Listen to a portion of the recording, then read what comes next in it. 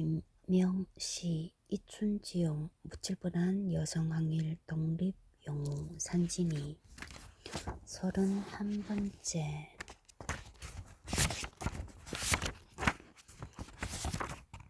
(358페이지) 24년 10월 21일 월요일.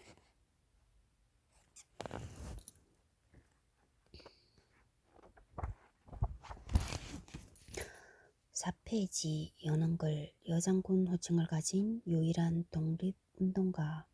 이 책은 일제강점기 총을 들고 싸운 김명시에 관한 이야기이다.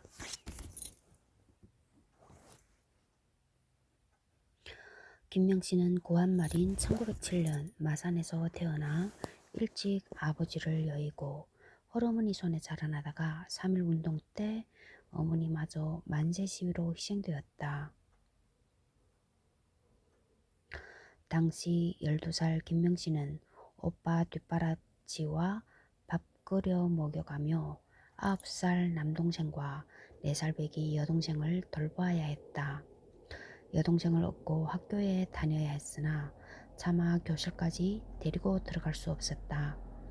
동생을 운동장에 내려놓고 교실에 들어가니 선생님 가르치는 소리는 들리지 않고 동생 우는 소리만 귓가에 쟁쟁했다. 노천명이 쓴 김명시 어린 시절이다. 김명시의 삶에는 눈물겨운 식민지 딸과 누이의 애환이 스며 있다. 1945년생 마산 토박이 김영만이 60이 넘어 김명시를 알게 되자마자 그가 동네 누나처럼 느껴진 이유가 바로 여기 있다. 4살 배기 동생을 업고 다니던 김명시가 1945년 38살 12월 여성의 몸으로 일본군을 무찌르고 서울로 내려오자 사람들은 열렬히 환영했다.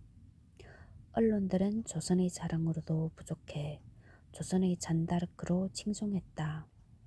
여장군 호칭을 가진 유일한 여성 독립운동가가 김명시다. 노천명은 김명시의 삶을 소설보다 더 소설과 같은 이야기를 했다. 그러나 죽음은 더 비극적이었다. 해방된 조국으로 돌아온 지 4년도 채 되지 않아 부평경찰서에서 비극적으로 생을 마감했다.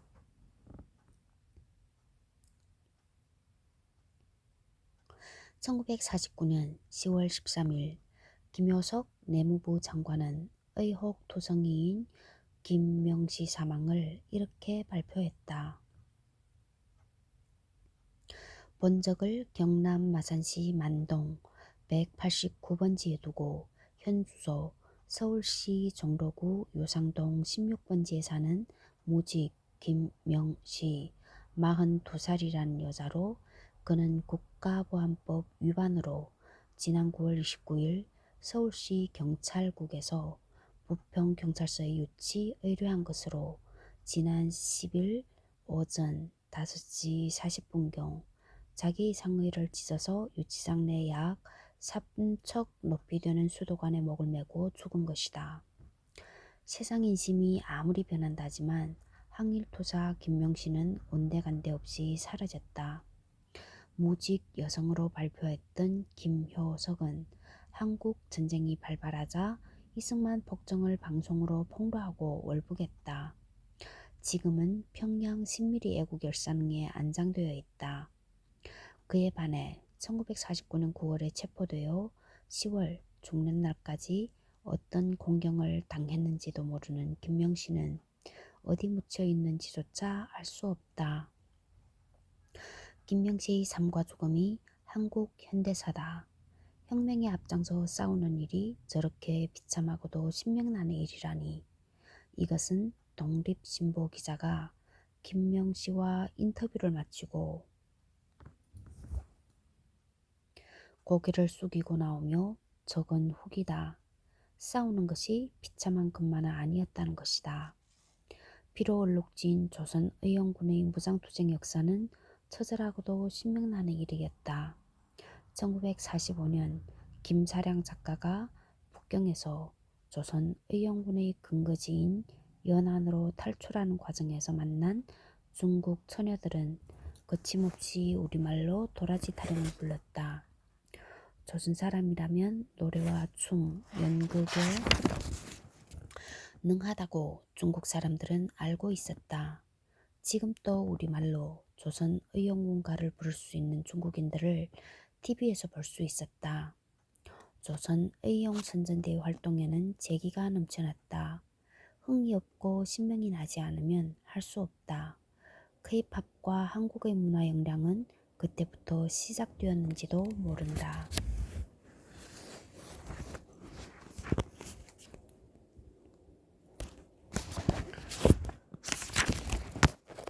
동천에 체제하며 24년 10월 21일 월요일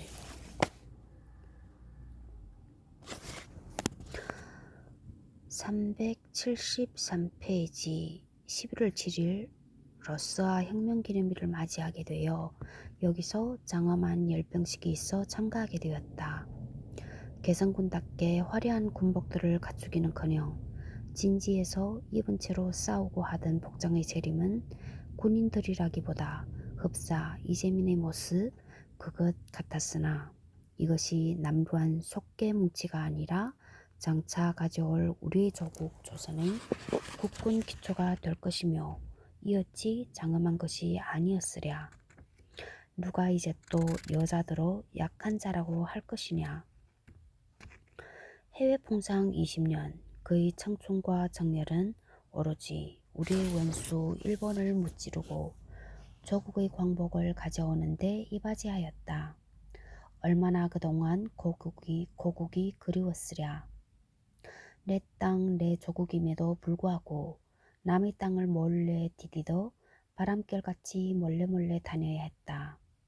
불운하게 일본의 주구들에게 잡히면은 차디찬 감방에다 몇 회씩 던지고 철문을 채우는 것이 내 조국에 돌아오면 갖는 대접이었다. 그러나 일구월심 어떻게 조국을 잊을 수가 있었으랴. 달 밝은 밤, 별 쏟아지는 새벽, 조국의 태극기를 부둥켜 안고 동지들끼리 엉키어온 적은 그 몇 번이었던고. 오늘 해방이 되어 떳떳이 내 땅에 발을 들여놓게 되니 감격의 눈물이 하염없을 뿐이다. 374페이지 러스아 속담 3. 지면을 채우고자 했는지 뜬금없이 러시아 속담이 나와 있다. 속담에서도 그 시대를 엿볼 수 있다. 종이 좋고 나쁜 것은 주인의 탓. 누가 힘없는 사람이 있으랴. 명예는 재산보다 낫다. 앞을 보고 뛰어라. 번쩍인다고 다 금이 다 드냐. 용감한 이가 행운을 잡는다. 호랑이 무섭거든 숲에 가지 마라. 줄인 자에게는 음악이 안 들린다.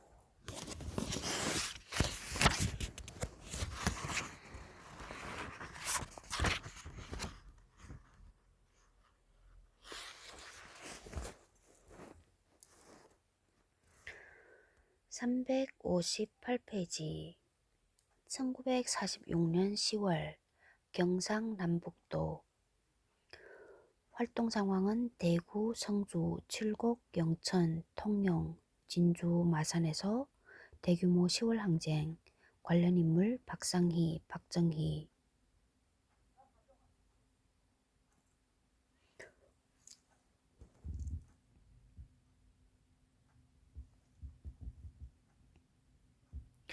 (1946년 12월) 서울 김명시 조선민주 여성동맹 선전부장.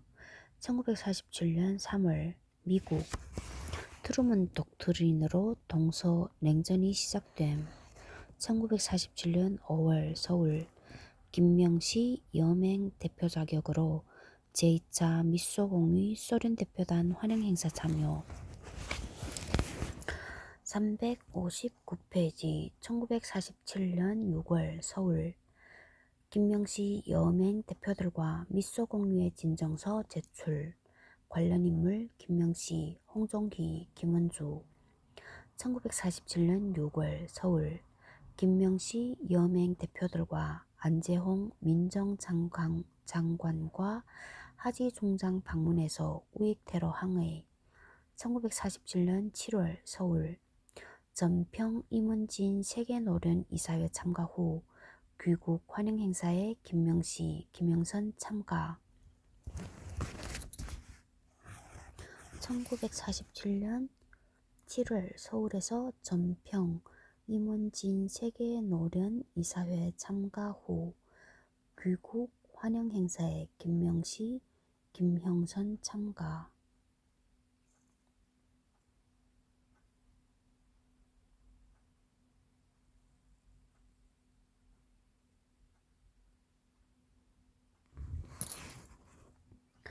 1947년 7월 서울 여운형 암살됨. 여운형 1947년 8월부터 1949년 10월까지 지역은 모르고 김명시가 잠적.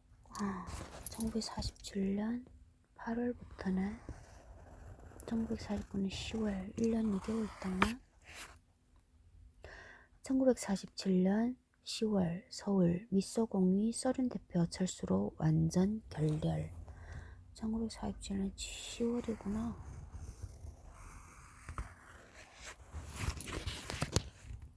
1948년 2월 평양 남북재정당 사회단체 연석회의. 관련 인물 김구, 김교식, 김두봉, 김일성. 비고 여맹 간부들 북체류 요영준, 정칠성, 박진홍. 1900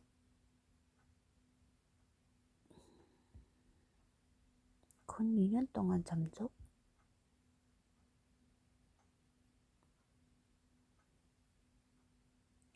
48년 4월 제주 4.3 항쟁 발생. 48년 4월이구나.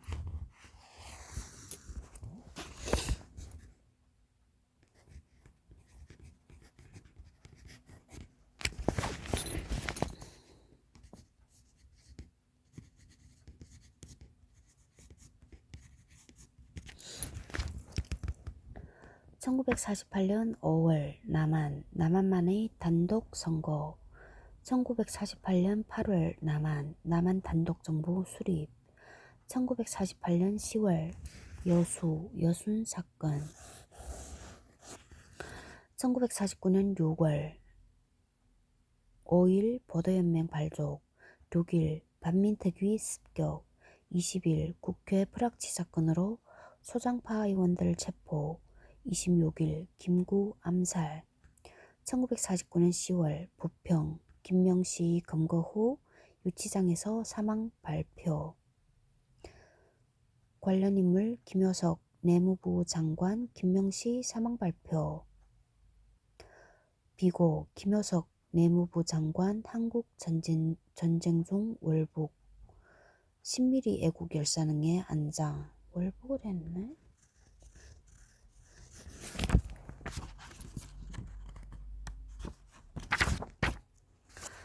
360페이지 부록 2 김명시 연설문 및 인터뷰 기사.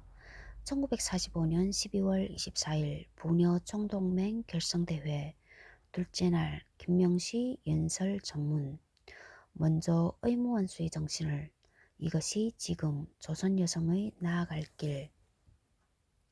외적들의 악착한 압제하에 덧없는 이역의 혈투 생활을 더듬어 보니 앞서는 것은 눈물뿐이요 기하는 것은 다만 민족의 자유해방이요 동시에 전 조국 여성의 자주해방이라는 것이었다.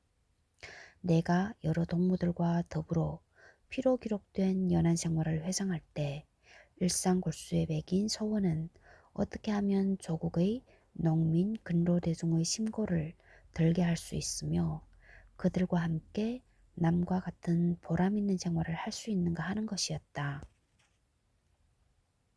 우리들의 오랫동안의 고토와 서름을 깊이 이해하는 주덕 장군과 모태통 씨며 기타 연안 정부 여러 간부들은 서슴지 않고 우리들을 그들의 팔로군에 편입하는 것을 용인하여 그 후에 우리들의 항일항전의 기초를 세워주었다. 이에 기세를 얻은 우리 해방군은 동으로 남으로 마음껏 왜구의 간담을 서늘케 하였다. 중경에 있는 우리 조국 청년들 중에서도 우리 연안에 있는 김무정 장군의 용명을 듣고 서면으로 연안에 올 뜻을 말해온 이가 적지 않았다.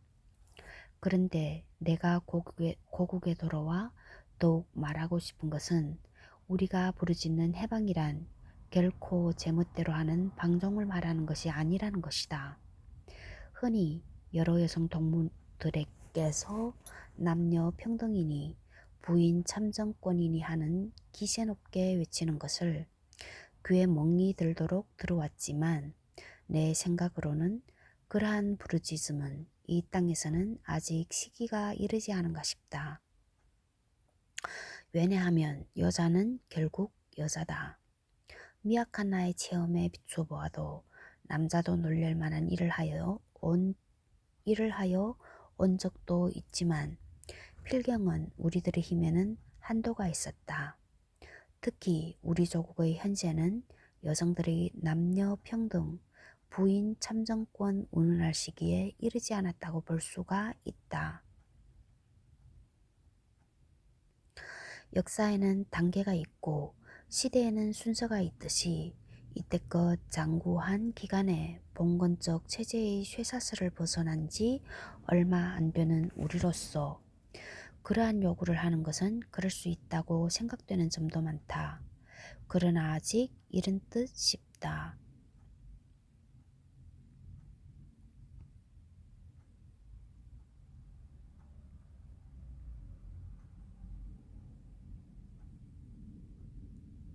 우리들의 현 단계에 있어서의 책무는 먼저 농민 근로대중을 토대로 한 민족 해방과 아울러 진보적 민주주의 위해선 건국의 의의부터 뿌리를 깊이 파악하여 나가지 않으면 안 될 것이다. 한 시대의 역사적 현실과 그에 연관된 민족의 원리적 사명을 자각지 않고서는 도저히 신시대에 적합한 국가 건설은 이루갈 수는 없을 것이다. 시대적 문화적으로 보면 아직 계몽적 입장에 처한 나라의 우리 여성으로서는 내국적 견지에서 전 민중적 전 국가적 처지에서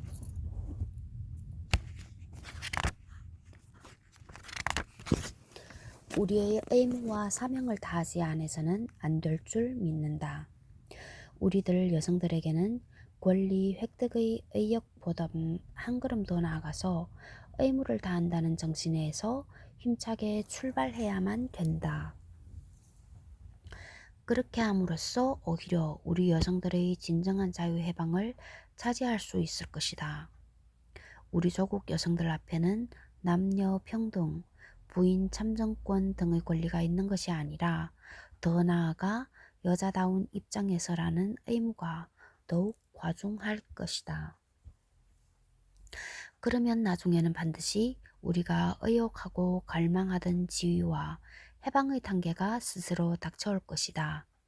건국 성업에 신명을 바치고 있는 우리의 아버지, 남편으로 하여금 후고의 염려가 없도록 하지 않으려는 그것이 나의 현재의 소원이다.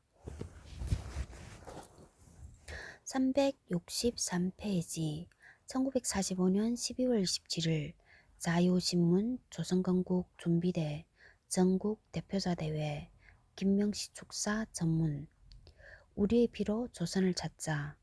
연안에서 고국까지 7천리를 걸어온 꿋꿋하고 씩씩한 여러 오빠 동생을 만나보기 반가움을 무어라 형용할 수 없습니다.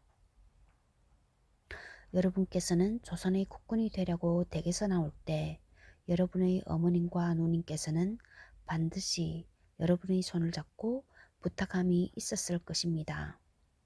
이는 우리가 총을 메고 일선에 나갈 때 받은 부탁과 같을 것입니다. 그는 바로 인민을 구하라, 나라를 지켜라는 부탁입니다. 여러 동무여, 진리를 파악한 우리는 그 진리를 위하여 충성을 다 바치고 그 진리를 위하여 싸워야 할 것입니다.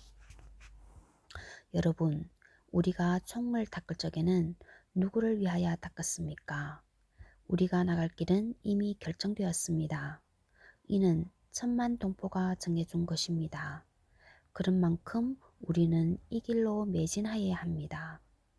해외의 우리 동지가 적탄을 맞아 조선을 부르며 죽을 적엔 반드시 조선의 오빠여 동무여 앞으로는 이런 일이 없게 하여 주기 바라고 하고 감기 어려운 눈을 감았습니다. 혁명은 피 없이 아니 됩니다. 혁명에는 타협이 없습니다. 혁명에는 적과 나밖에는 없습니다. 동무들 조금도 어려워하지 말고 나가주시오. 동무들 뒤에는 무정 동무와 김일성 동무, 김원봉 장군이 있습니다.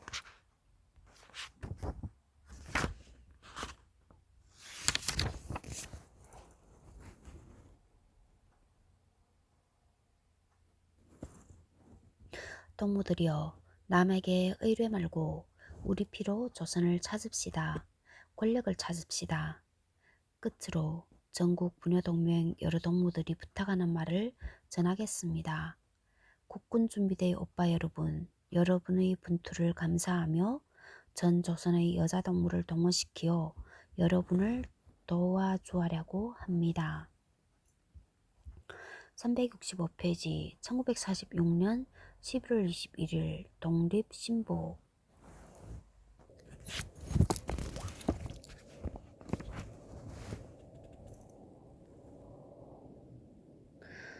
크지 여류 혁명가를 찾아서 21년간 투쟁생활, 태중에도 감옥살이, 김명시 여사편, 크지 않은 키, 검은 얼굴 끝을 매섭게 맺는 말씨, 항시 무엇을 주시하는 눈매, 맨몸이 혁명에 젖었고 혁명 그것인 듯 대담해 보였다. 투쟁하신 이야기를 좀 들을까요? 하고 물으니 19살 때부터 오늘까지 21년간의 나의 투쟁이란 나 혼자로선 눈물겨운 적도 있습니다마는 결국 돌아보면 아무 얻은 것 하나 없이 빈약하기 짝이 없는 기억뿐입니다. 이런 겸사의 말을 잊어버리지 않았다. 아니, 아직도 민주과업이 창란하고 막연한 채로 남아있는 오늘의 남조선을 통문이 여겨 맞이하는 여사로서는 앞만을 바라보는 듯한 정열이 오히려 지난 일을 이렇게 과소평가하게 되는지도 모른다. 1925년에 공산대학을 들어갔습니다. 그리고 1927년도에 파견되어 상해로 와보니 장개석, 장제실시의 쿠데타가 벌어져서 거리마다 공산주의자의 시체가 누웠더군요. 거기서 대만, 중국, 일본, 비율빈, 필리, 몽고, 안남, 베트남, 인도 등 각국 사람들이 모여서 동방 피압박 민족 반제자 동맹을 조직하고 또 그 이면에서는 중공 한인특별지부 일도 보게 되었습니다. 28년에 무정, 무팅 장군을 강서, 짱시로 떠나보내고 그 다음 해 홍남표씨와 만주에 들어가서 반일제 동맹을 조직했습니다. 그때 마침 동만, 똥만 폭동이 일어나서 우리는 하얼빈 일본 영상관을 치러 갔습니다. 그 다음 걸어서 흑룡강을 넘어 제제 하얼빈을 거쳐 텐진, 상하이로 가던 때의 고생이란 생각하면 지긋지긋합니다. 상해에 가니까 김다냐, 박헌영, 제시와와 계시더군요.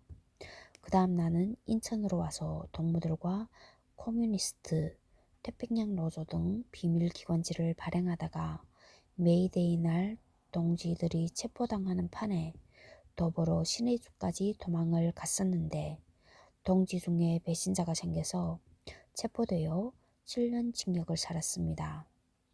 25살에서 32살까지 나의 젊음이란 완전히 옥중에서 보낸 셈이죠.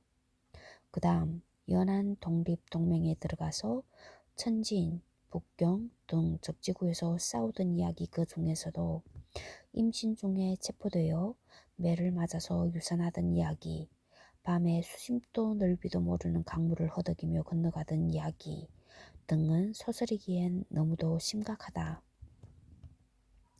싸움이란 혁명에 앞장서 싸우는 것이란 진실로 저렇게 비참하고도 신명나는 일이라고 고개를 숙이며 일어나서 나왔다. 367페이지 1946년 신천지에 실린 노천명의 글 1. 1946년 3월 1일 발행된 종합잡지인 신천지 3.1절 특집 연안 독립 동맹편에 실렸다.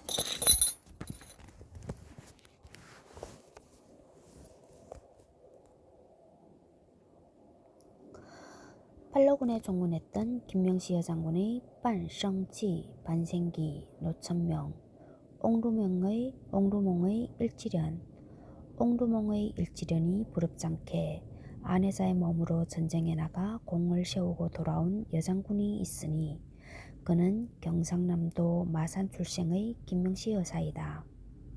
그는 이번에 팔로군에 종군하여 직접 일본군을 무찌르고 일본이 항복하자 금이 환영한 개선 장군이다. 여사가 오늘에 이르기까지에는 여러가지 애환도 섞여 있으니 소설 같은 실화를 들어보기로 하자. 3.1 운동 때 어머니 희생, 어릴 때 고향인 마산에서 일찍 아버지를 여의고 홀어머니 손에 살아나다가 3.1 운동 때 어머니가 이 운동에 희생이 되었다. 당시 12살인 소녀는 위로 15된 오라버지와 9살 동생의 4살짜리 여동생을 데리고 운명의 모진 바람을 안게 되었다. 오래비 뒷바라지와 밥을 끓여 먹어가며 4살짜리 여동생을 얻고 학교에 다녔다.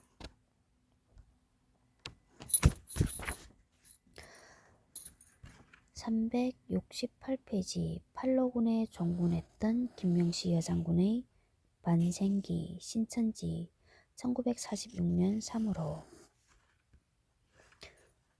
八路军에 총진했던 진밍시女将军의 반성지 우닝将军과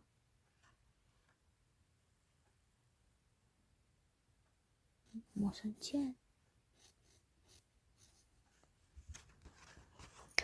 368페이지 운동장에 어린 동생을 데려놓고 물론 교실에 아이를 업고 들어갈 수가 없어 학교 운동마당에다 동생을 넓게 내려놓고 공부를 하러 들어가 앉았으면 선생님이 글 가르치는 소리는 하나도 귀에 들어오지 않고 아이 우는 소리만이 귀에 들려오는 것이었다.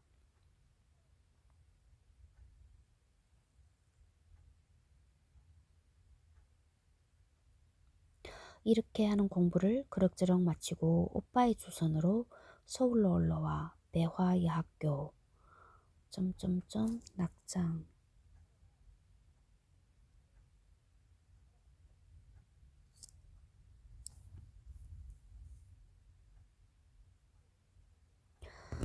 (369페이지) 모스크바 유학 마침내 배화학교를 중도에 그만두고 19살 소녀는 붉게 타는 가슴을 안고 1925년 9월 공산당에서 파견하는 유학생에 추천이 되어 모스크바로 향하게 되었다. 모스크바 공산대학에서 3년 수업을 하여 졸업을 하자 상해로 그는 나오게 되었다. 모스크바 대학에서의 학창 생활은 황금시대로 이제부터 혁명가로서 투사로서의 여사의 험한 생의 서막이 열리기 시작했다. 상해로 나오자 그는 중국 공산당에 가입되어 주얼 내시며 무정씨와 손을 잡고 중국 공산당의 청년회와 분회청을 맡아 지도하게 되었다. 오빠는 서대문 형무소, 동생은 부산 형무소, 김명씨는 신의주 형무소 2. 원문에는 평양 형무소로 적혀 있으나 노천명의 착각이거나 잘못된 정보라 수정했다.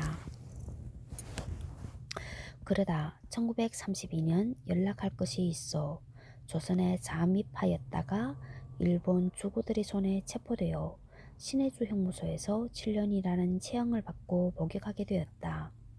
이때 오라버니는 서대문 감옥에, 또 동생은 부산 형무소에 갇힌 몸들이 되어 오래간만에 고국에 들어왔어도 그립던 형제들의 얼굴조차 볼 수가 없이 되었었다. 7년의 세월이 흘러 복역이 끝나자 여사는 다시 교묘히 경찰들의 눈을 피하여 해외로 탈출을 하였다. 370페이지 팔로군에서의 활동. 다시 해외로 나온 여사는 천진, 제남, 북경, 태원, 타이완 등지로 팔로군 구역에서 활약하게 되었다. 물샐 틈 없는 일본군의 경계망과 스파이에게 들키지 않기 위해 변명성과 변장을 해가며 어쨌든 일본을 타도하기 위해 생명을 내걸고 문자 그대로의 혈투였다. 이름을 갈고 체림을 변하고 다니기 때문에 동지들끼리도 몇 해씩 생사를 모르고 있을 때가 많았다. 처음 상해에서 같이 일을 하는 무정장군은 그 후 죽었다는 정보가 들어와 동지들끼리 장사를 지내주고 슬퍼했는데 이번에 꿈같이 연안서 밀사를 내보내 연안으로 들어오라는 기별이 왔던 것이었다. 370페이지 연안까지 2만 5천리. 밀사를 따라 김명시 여장군은 당나귀를 타고 연안을 향해 들어갔다. 서금소 연안까지 2만 5천리.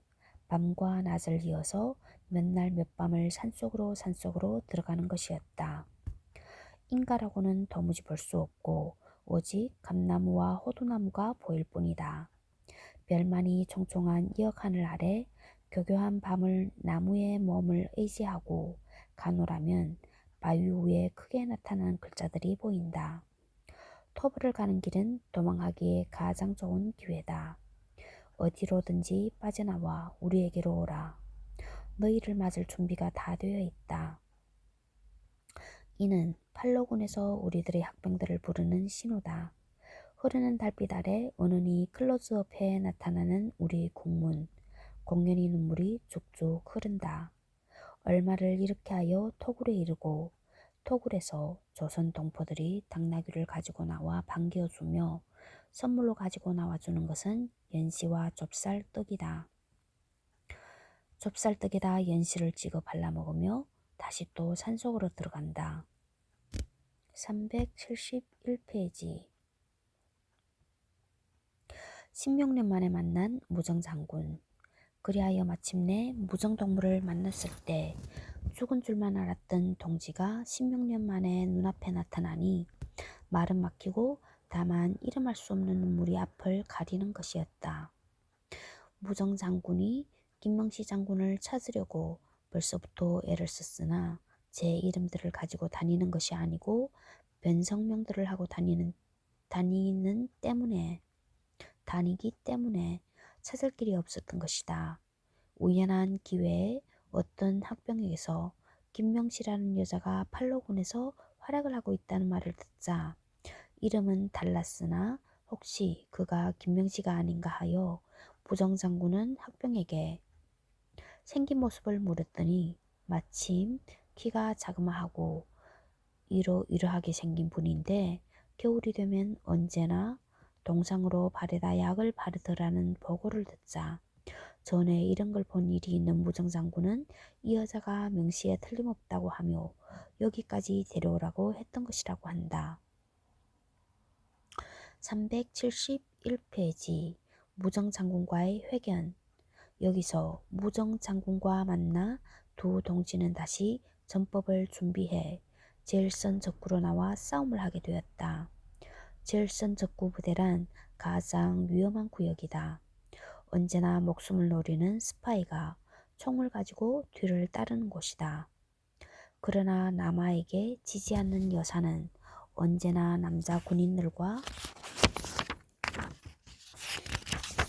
똑같은 행동을 하는 것이었다. 나가서 총칼을 들고 싸움을 할 때는 같이 나가 싸움을 하고 군대 숙소로 돌아오면 또 남자들과 같이 산에 올라가 여자 군인들과 더불어 나무를 해오고 하는 것이었다. 여자 부대는 언제나 김명시 장군이 지휘를 하게 되었다.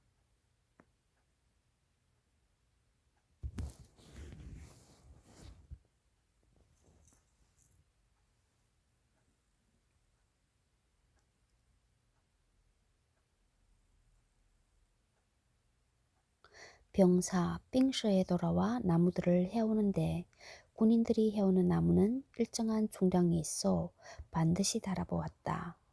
그래서 중량이 넘는 나머지 나무는 동리 민가에다 갖다 떼라고 주는데 여자 군인들이 해오는 나무찜은 의뢰히 남자들의 것보다 나무단이 적어 보인다. 그러나 달아보면 여자들 것이 중량이 많이 나가는 것이었다. 즉 여자들은 차근차근 해서 꼭꼭 재기 때문에 보기에는 적어도 실은 많은 것이었다. 그래서 여성이라고 해서 무슨 핸디캡을 갖는 것은 군대 생활에서 도무지 있을 수 없는 것이다.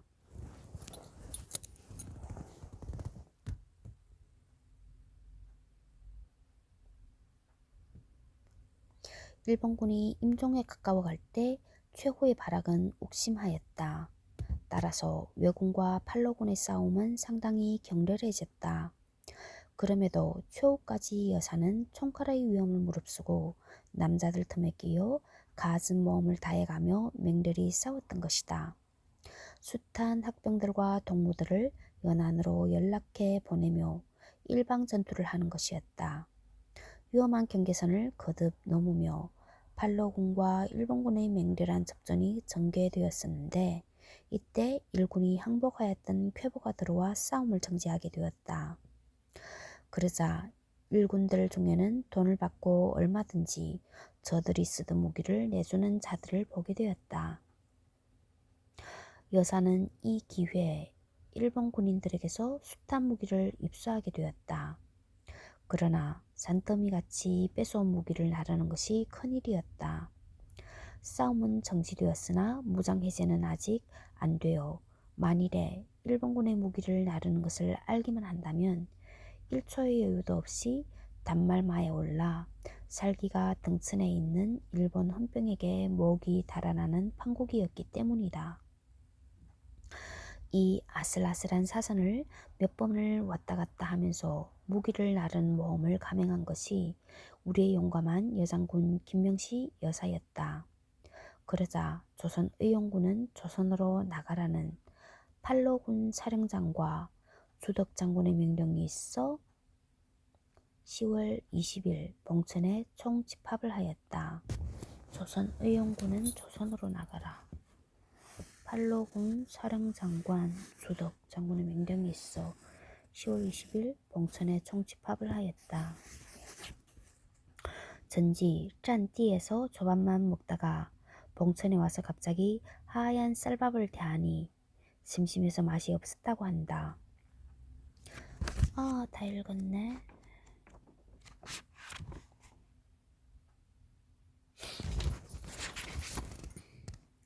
373페이지 봉천에 체제하며 11월 7일 러스와 혁명기념일을 맞이하게 되어 여기서 장엄한 열병식이 있어 참가하게 되었다.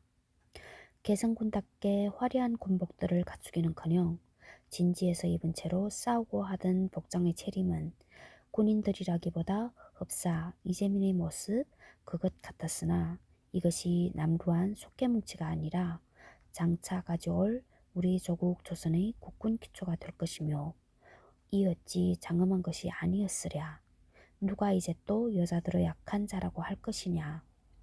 해외 풍상 20년 그의 청춘과 정열은 오로지 우리의 원수 일본을 무찌르고 조국의 광복을 가져오는 데 이바지하였다. 얼마나 그동안 고국이 그리웠으랴. 내 땅 내 조국임에도 불구하고 남의 땅을 몰래 디디어 바람결같이 몰래 다녀야 했다. 불운하게 일본의 주구들에게 잡히면은 차디찬 감방에다 몇 해씩 던지고 철문을 채우는 것이 내 조국에 돌아오면 받는 대접이었다. 그러나 일구월심 어떻게 조국을 잊을 수가 있었으랴. 달 밝은 밤, 별 쏟아지는 새벽, 조국의 태극기를 부둥켜 안고 동지들끼리 엉키어 온 적은 그 몇 번이었던고.